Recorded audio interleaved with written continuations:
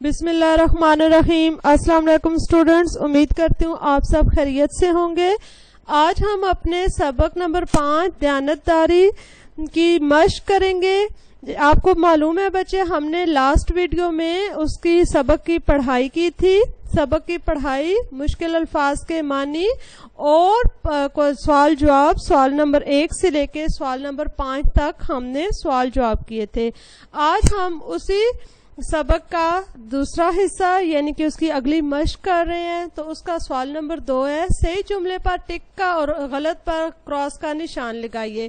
تو بچے دیکھیں، پہلا ہے نوشیروان عادل عراق کا ایک مشہور بادشاہ تھا. یہ غلط ہے. کہاں کا تھا؟ عراق کا تھا؟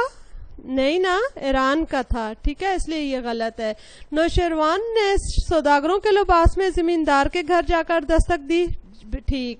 زمیندار پورے خوف کے ساتھ مہمان کی خدمت کرنے لگا. کراس، کیونکہ وہ تو زمیندار جو تھا وہ تو مشہور ہی مہمان نوازی میں تھا. ٹھیک ہے.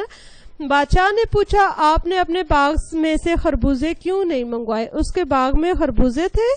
نہیں، اس کے باغ میں انگور تھے. اس لیے یہ سٹیٹمنٹ بھی غلط ہوگی. بادشاہ شروع ہی سے زمیندار کے برتاؤ سے خوش تھا. بالکل ٹھیک. جملے بنائے. جملے بنائیے ہم نے کس کے؟ عادل، مہمان نوازی، دستک، عمدہ، معافی، خواہش.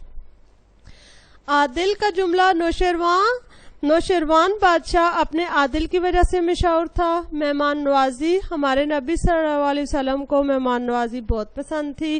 دستک، کسی کے گھر میں داخل ہونے سے پہلے دستک ضرور دینی چاہیے. عمدہ، ہمارے گھر کے ساتھ مالٹوں کا ایک عمدہ باغ موجود ہے.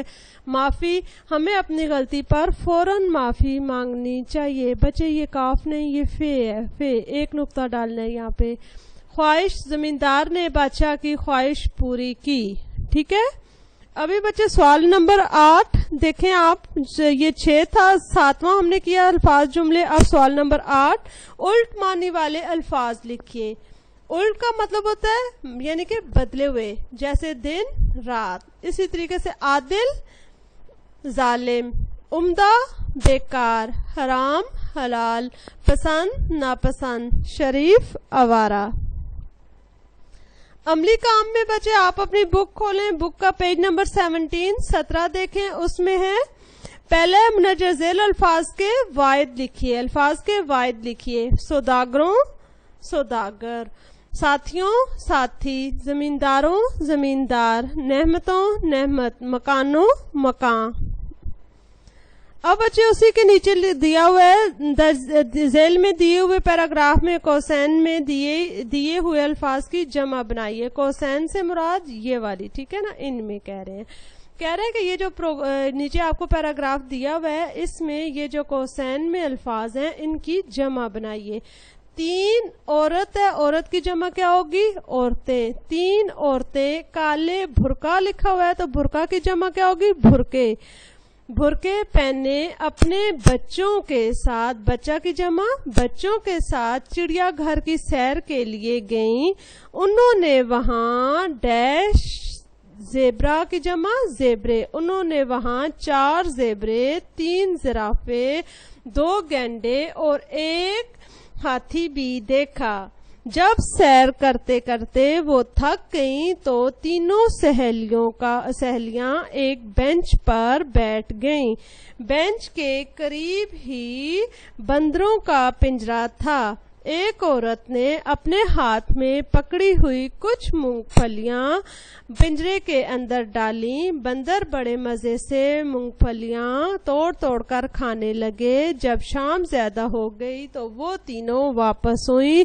واپسی میں انہوں نے اپنے لیے چوڑی کی جمع چوڑیاں، بالی کی جمع بالیاں اور بچوں کے لیے کھلونا کی جمع کھلونے بھی خریدے.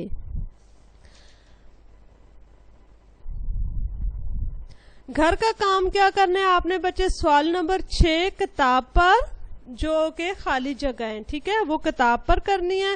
اور سوال نمبر 7-8 میں جملے اور الٹ الفاظ اور عملی کام۔ سوال نمبر 1 عملی کام کا، وہ واحد جمع والا، جمع کے الفاظ کے واحد جو لکھنے تھے، جمع کے واحد جو لکھنے تھے وہ کاپی پر کرنے ہیں، اور عملی کام سوال نمبر 2 کتاب پر کرنا ہے۔ یعنی یہ پیراگراف جو ابھی ہم نے پڑھا ہے یہ آپ نے اپنی کتاب پر ہی کرنا ہے۔ امید کرتی ہوں آپ کو بچے آپ کو یہ سبق اچھے طریقے سے سمجھ آ گیا ہوگا۔ اب آپ نے اسے اچھے خوشخط طریقے سے اپنی کاپی اور کتاب پر اتارنا ہے اور اس کی پڑھائی کرنی ہے۔